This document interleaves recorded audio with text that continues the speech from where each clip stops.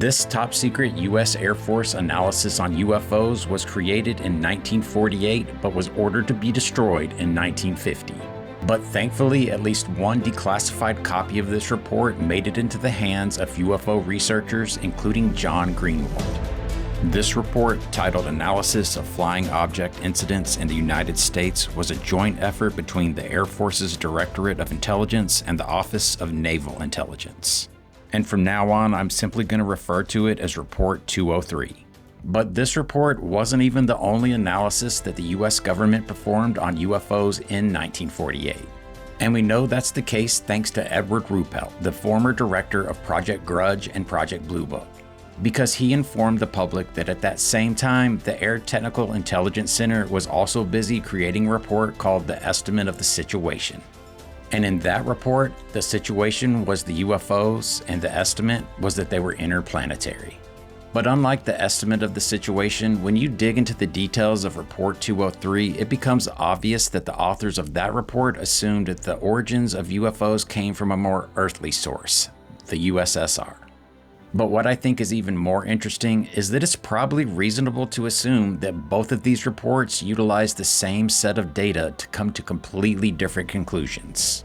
And I base this assumption on the fact that the data set that included 210 flying saucer sightings that was used for Report 203 were all from 1947 and 48. And that the first sighting referred to by Report 203, which occurred in April 1947, is also the first sighting that Ruppelt refers to when he discusses the estimate of the situation in his book titled The Report on UFOs.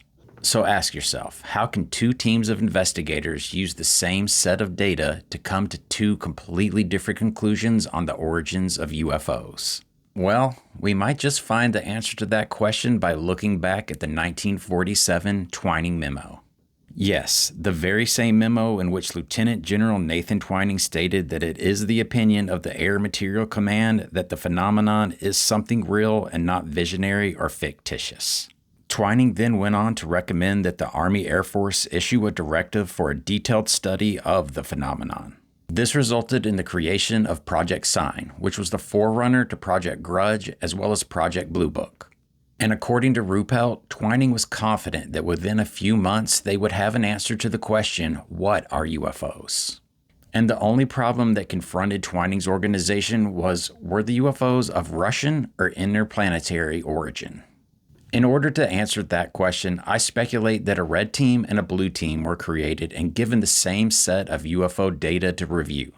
They would have then been tasked to perform a competitive analysis of this data, but they were told to do so through different lenses. With the red team that authored Report 203 given the guidance to assume that the origin of the UFOs was Russian. And with the blue team that went on to author the estimate of the situation viewing those same UFO sightings with the assumption that they had an interplanetary origin.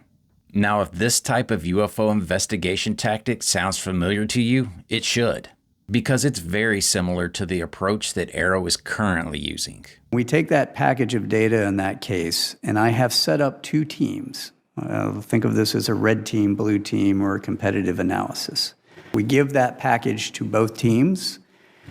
The intelligence community is going to look at it through the lens of the intelligence record and what they assess and their intel tradecraft. Scientific community, technical community is going to look at it through the lens of what is the data telling me? What is the sensor doing? What would I expect a sensor response to be? Now we'll go through some of the details of Report 203, but after we do, make sure you go back and re-watch the following segment. But replace any reference to the Russians with an interplanetary intelligence. And let me know if you think the results could be a close proximity for the content and findings in the never-seen-before estimate of the situation. The objective of Report 203 was to examine patterns of tactics and develop conclusions about flying saucers. Of the 210 flying saucer reports that they investigated, they were only able to successfully resolve 18 of them, with the objects reported in the unsolved cases falling into one of three morphologies. 1. Silver disc-shaped craft that were round on the top and flat on the bottom. 2. Rough cigar or pencil-shaped craft. 3. Balls of fire of various color. Their analysis showed that UFO sightings were most intense along the Atlantic and Pacific coastal areas. But sightings had also been reported near Oak Ridge, Tennessee, the Hanford Works in Oregon, and in Las Cruces, New Mexico, near White Sands Missile Range, which of course are all associated with the Manhattan Project that ushered in the atomic age. The reports described objects that had the ability to remain motionless in the sky for considerable lengths of time, objects that had a high rate of climb, and objects that had speeds that ranged from hovering to supersonic. And keep in mind that Chuck Yeager didn't break the sound barrier until August 14, 1947. And lastly, sounds and visual trails were not commonly associated with the sightings that were included in Report 203. The authors then go on to speculate about the origins of these UFOs. At that time, the Soviets were very interested in flying wing technologies and had recently enlisted the help of Dr. Gunther Bach. Bach was a top German scientist and was in charge of the German flying wing program at the end of WW2. And therefore, it made logical sense to assume that some of the reports of flying objects over the United States would have been an unknown Soviet flying wing or other type of aircraft.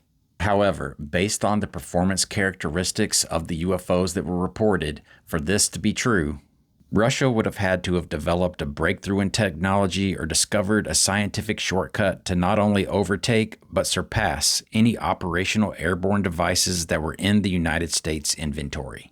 The report points out that the lack of large quantities of fossil fuels could have forced the Russians to develop jet motors or other propulsive devices that were not based on petroleum, and that the greater overall performance of UFOs might be explainable if the Soviets had successfully developed some unusual propulsion device such as an atomic energy engine.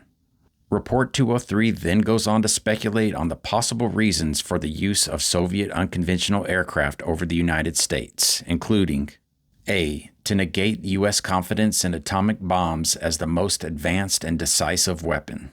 This, of course, immediately makes me think about the reports of UFOs hovering over our missile bases and disarming our nukes. B. For photographic reconnaissance or mapping certain strategic areas in the United States. C. To test the defenses of the United States. And lastly, D. To familiarize themselves with the topography of the United States in anticipation of future combat missions to strategic targets. They conclude Report 203 by stating that it must be accepted that some type of flying object has been observed, and that in the interest of national defense, it would be unwise to overlook the possibility that some of these objects may be of foreign origin. But my question to you is, how foreign is foreign when it comes to the origins of UFOs?